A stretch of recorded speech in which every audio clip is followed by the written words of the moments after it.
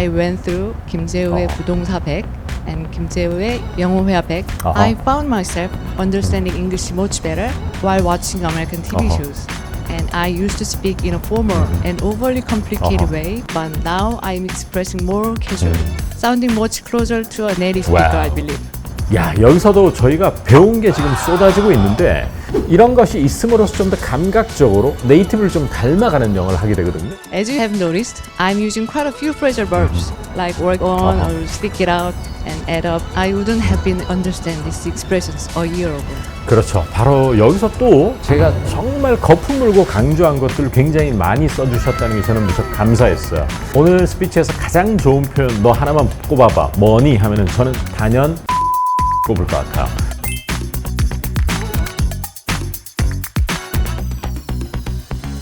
자, 여러분 안녕하세요. 오늘은 상상스퀘어 스터디언 클래스 영독절이라는 행사 많은 분들이 참여해 주셨는데 거기서 이번에는 상상스퀘어의 이제 김주연 이사님께서 드디어 영어 스피치를 하셨습니다.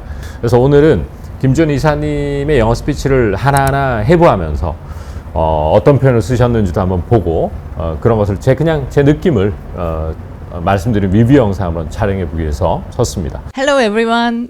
I'm here to share my story about how to overcome my fears. I can't say I have completely overcome it, but I have been making much progress. 그렇군요. 이제 이사님께서 I've been making much progress라고 해서 뭐 제가 늘 말씀드리는 이제 영어가 많이 늘었다, 발전하다 이럴 때 여러 가지 표현이 있는데 이사님께서 어떤 걸 픽하셨냐면은 make progress 이렇게 하셨고 making much progress 해서 많이 늘었다 이렇게 했습니다. 이 표현을 보니까 또 그런 게 생각나지 않을 수 없는데 제 김재우 영어회화백에서 아마 많이 는 것 같다라고 할 때 I feel like를 붙여서 이렇게 표현한 것도 생각이 나거든요. 그래서 뭐 이사님은 feel like를 쓰지 않았지만 저는 좀 쓰는 스타일의 영어를 하는 것 같아요. Have you ever seen the series 왕자의 게임? The Game of Thrones? Have you? Yes. 이사님께서 have you ever seen something 이렇게 한 다음에 청중을 보면서 여기 오신 어디언스를 보면서 have you 이렇게 하셨잖아요. 그죠? 그러니까 이런 것들이 없어도 뭐 그뿐이다 이렇게 생각할 수도 있지만 이런 것이 있음으로써 좀 더 감각적으로 네이티브를 좀 닮아가는 영어를 하게 되거든요. There's this famous phrase, winter is coming. In this story, winter represents something inevitable. 야, 여기서도 저희가 배운 게 지금 쏟아지고 있는데 지금 학습한 게 지금 녹아져 있는 게 In this story, winter represents something inevitable 이렇게 표현했는데 역시 피할 수 없는 어떤 것을 상징한다라고 할 때 inevitable things 이렇게 하지 않고 something inevitable 했다는 것도 김재우 표 영어에서 something이나 anything 형용사를 부단하게 연습해야 된다. 이것이 바로 여러분들의 영어를 좀 더 자연스럽게 만들어준다. inevitable things 이런 어순이 아니고 something, anything 형용사 이렇게 쓰신 거죠. 그래서 이 아이스 겨울을 피할 수 없는 어떤 것을 상징한대요. 겨울은. To be honest, I'm not the type of person who enjoys being in the spotlight. Some of you might see me on YouTube. That's something I have to really work on. 오늘 스피치에서 가장 좋은 표현 너 하나만 꼽아봐. 뭐니? 하면은 저는 단연 work on을 꼽을 것 같아요. That's something I have to really work on. 자, 과연 여러분 work on이라는 것이 저랑 부동사 공부를 밀도 있게 촘촘하게 하지 않았다면 그리고 원어민과의 스피킹 경험이 많지 않다면 과연 이 뜻을 알고 또 용례를 알고 실제 김 이사님처럼 쓸 수 있었을까? 물론 김 이사님도 제가 볼 때는 스피치를 준비하는 과정에서 상당히 의도적으로 이때는 work on을 꼭 한번 써봐야 되겠다고 준비하셨을 것 같기는 해요.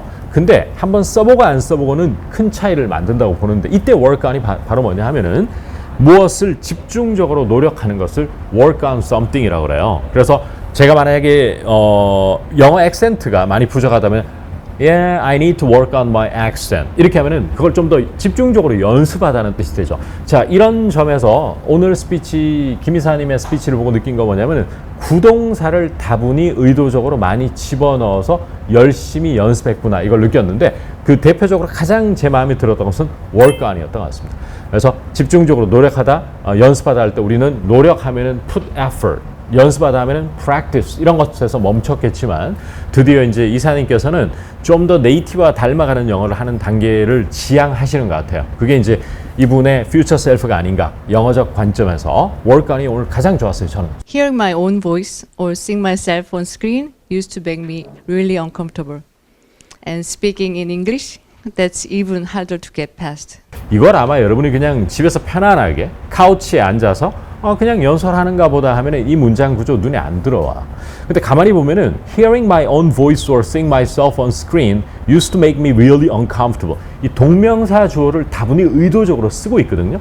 제가 강의를 할 때 항상 어떤 걸 해주죠? 비교 대조를 많이 해준다고 그랬지 않습니까? 이때 한국 사람들은 무조건 when I heard나 when I hear my own voice 이렇게 시작하지 hearing my own voice used to make me feel uncomfortable 하는 사람 생각보다 많지 않아요. 이런 것들이 제 설명을 반복적으로 듣고 지금 여러분이 그냥 쓱 지나가 볼 것을 제가 멈춰서 한 번 더 리마인드 시켜드리면은 또 한 번에 여러분은 노출의 경험을 하게 되는 겁니다. 이게 이제 10번, 많게는 20번 이렇게 쌓이면은 드디어 동명사 주어 잡기가 입에 붙는구나 하는 걸 느끼게 되는 것이죠.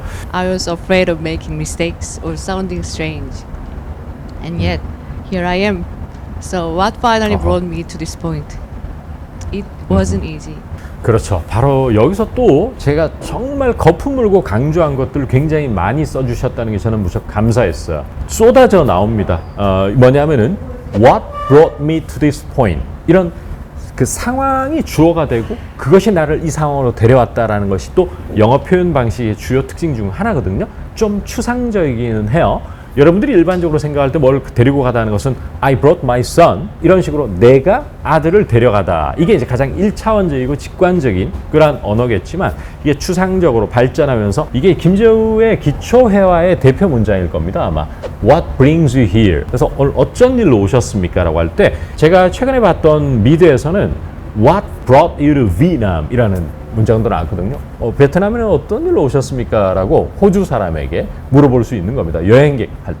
그러면 뭐 아들 보러 왔다. 사실은 뭐 여기서 유학 중이다. 아니면 business for work. 이런 차 왔다. 이렇게 쓰는 건데 이런 것들이 이제 계속 반복적으로 누적되다 보면 영어가 느는 것이죠. First reason was a sense of responsibility.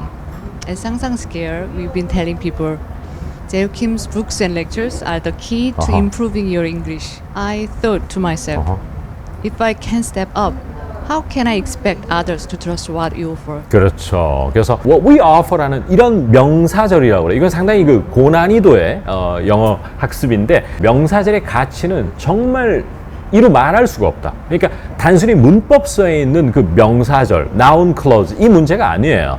특히 what으로 시작하는 이것은 굉장히 좋은 영어다.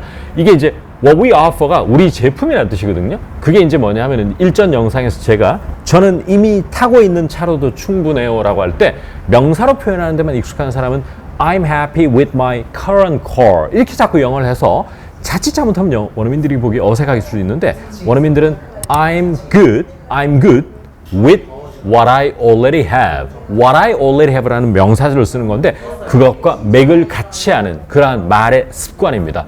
그래서 우리 제품, 우리가 선보이는 것 직역해도 되지만 우리 제품이나 서비스를 신뢰하다는 말이 되는 겁니다. 참 이 영어가 제 개인적으로는 여러분들은 유튜브 시청한 사람들 어떤지 모르겠지만 개인적으로는 work on 다음으로 감동적인 표현이었어요. The key was to secure time to study. I realized I have 2 free hours every day, so I decided to dedicate half of that time, at least 1 hour, to studying English every day. 1 hour might not seem like much, but it wasn't always easy. 보세요. 1시간이 그렇게 많은 시간이 아니다. 긴 시간이 아닌 것 같지만이라고 할 때 과연 여러분은 seem like를 쓸 수 있었을까? 이런 걸 생각해 보라는 얘기예요. 그래서 seem like 다음에는 명사가 나와야 돼요. 그리고 seem 다음에는 형용사가 나와야 되거든요. 이걸 촘촘히 그래머도 틀리지 않게 지금 잘하는데 이런 영어가 여러분 생각보다 쓸 일이 굉장히 많습니다. Maybe you think 30 minutes of exercise a day is not enough. 이런 영어만 오래 해왔지. 이럴 때 30 minutes of exercise might not seem like much. 이런 영어를 한 사람이 그리 많지 않거든요. 이걸 여러분들의 attention을 이쪽으로 가져오게 만들어줘야 되고 여기에서 사실은 책의 활자의 형태로 seem like 명사로 한번 보는 것과 제가 거품 물고 이걸 강조하는 것은 각인의 정도가 매우 다른데 지금 알뜰살뜰하게 공부하셔가지고 드디어 썼어요. 1시간이 그렇게 많지 않게 느껴질지도 모르겠지만 할 때 1 hour might not seem like much라고 해서 이게 제가 아마 김재우 구동사 인강에서 굉장히 강조했던 기억이 나거든요. 잘 가져가셨어요. During this time, I went through 김재우의 구동사 100 and 김재우의 영어 회화 100, not just once, over twice. And I've also studied 김재우의 기초 회화 100. Of course, the progress didn't happen overnight. But over time, those small efforts really add up. 드디어 또 좋은 구동사가 나왔는데 those small efforts really add up 이라고 해서 add up이라는 게 자동사로 쓰일 때 작은 것들이 쌓여서 합의되면 크다라고 할 때 add up인데 이게 바로 김재우 구동사 100의 day 1의 대표 표현이거든요. 그게 드디어 나왔죠. add up이라는 것이 뭘 더하다라는 타동사도 있지만 이런 식으로 작은 것도 쌓이면 클 때 even small efforts really add up입니다. 그러면 제가 퀴즈 하나 낼까요? 이러한 작은 노력이 결국 결실을 맺을 거예요. 이러면 그때 결실 맺는 것은 payoff예요. payoff가 빚을 갚는 게 아니고 자동사를 쓰면 결실을 맺는 겁니다. 물론 아주 어려운 영어를 공부하는 사람은 다른 표현도 있긴 합니다만은 그런 구동사도 알아두십시오. And I used to speak in a formal and overly complicated way, but now I'm expressing more casually, sounding much closer to a native speaker, I believe. Thanks to 재우 Kim. 여기서 또 배울 포인트가 나왔습니다. 오늘 이제 구동사, 구문, 보캐블러리까지 다 잡을 수 있는 시간인데요. 이사님께서 옛날에는 영어로 말할 때 굉장히 포멀하고 굉장히 복잡하게 좀 지나치리만큼 complicated 하겠다 할 때 어떤 단어를 썼냐면 overly complicated, 이 overly를 썼어요. 그러니까 overly 같은 게 과하게, 지나치게, excessively 이런 말이거든요. 근데 이 여러분들에게 이제 지금 이거는 기초가 아니고 중고급을 지향하는 학습자들에게 조언을 하나 드리겠습니다. 앞으로 여러분들이 영어를 더 intermediate, upper intermediate까지 가려면 이런 부사를 다채롭게 쓸 수 있는 것은 매우 중요해요. overly 써본 적 없잖아요. very complicated라고 그랬지. overly 써본 적 없는데 얼마 전에 가브리엘 쌤하고 수능 얘기를 하다가 overly difficult 이런 말 한 기억이 나거든요. 그러니까 가브리엘 쌤도 overly를 썼죠.